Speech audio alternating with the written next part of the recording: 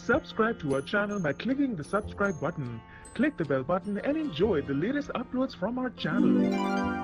अच्छाई और सच्चाई जिसके मन में हो उसको इसके आगे कुछ नहीं सूझता है। नमस्कार दोस्तों, स्वागत है आपका आपके अपने चैनल हंग्री स्पिरिट्स में। हंग्री स्पिरिट्स देख रहे सारे दर्शकों का मैं अंजू शर्मा दिल से स्वागत करती हूँ।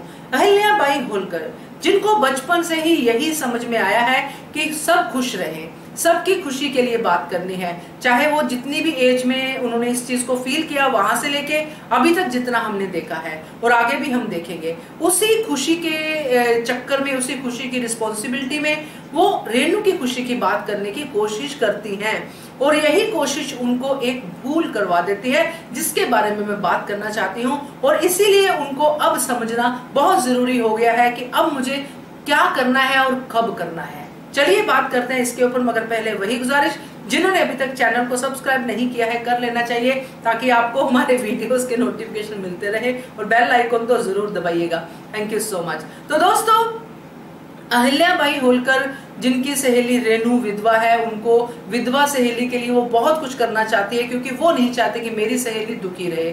उसी कंसर्न में वो यहाँ तक पहुंच जाती है, रेणु मालवा तक, और यहाँ पे उसको खुशियां भी मिलती है, नो डाउट। तो खुशियां मिलती हैं, तो इसी में जब अब जो हो रहा है जिसमें रेणु को इतना कुछ सहना पड़ा है क्योंकि ऐसी चालें, ऐसे षड्यंत्र पीछे से किए गए हैं ताकि रेणु को टारगेट किया जाए, और रेणु को टारगेट करना मतलब अहिल्या को टारगेट करना।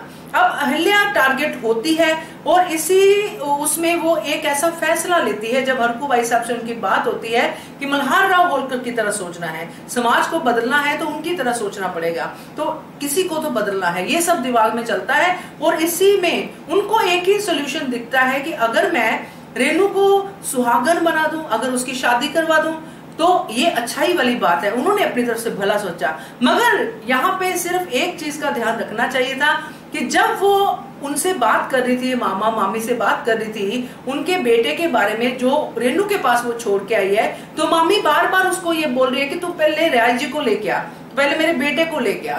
तो ये बात अहिल्या ने सुनी ही नहीं, समझी ही नहीं। अगर वो ये बात फिक्र समझ जाती तो सही समय पे सही बात करती, सही समय पे सही बात करती। तो जरूरी है अहिल्या को ये समझना, मगर बात सिर्फ इतनी है कि अभी वो बच्ची है, वो एक्साइटमेंट, वो जोश उसके अंदर आ जाता है कि मैंने अपनी सखी के लिए इतना अच्छा सुझाव सोचा है जिससे वो पूरी उम्र खुश रहेगी। उसी बात को लेके वो पहुंच जाती है उनके पास और कह देती है शादी की बात की मेरी सहेली से कर लो, वो तो बहुत अच्छी है। अब ये बात सुन के जो अहिल्या को सुनना पड़ा वो तो आपने देखा ही।